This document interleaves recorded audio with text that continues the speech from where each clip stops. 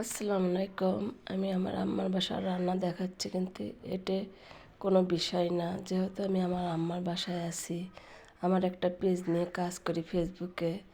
আমি গাছের ভিডিও দেখাই, কিন্তু দেখাতে পারছি না।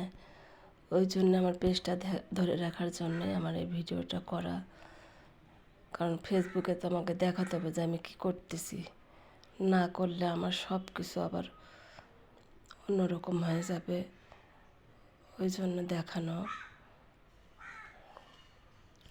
কারণ আমি বাসায় গেলে তখন আবার আমি গাছের ভিডিও দিতে পারবো।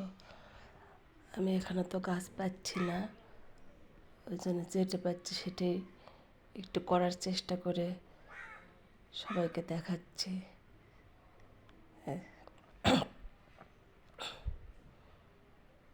অসুস্থর কারণে যে আছি, আমি তো বলতেছি যে আমার অনেক অসুখ, ওই জন্য আমি আমার আম্মার বাসায় আছি।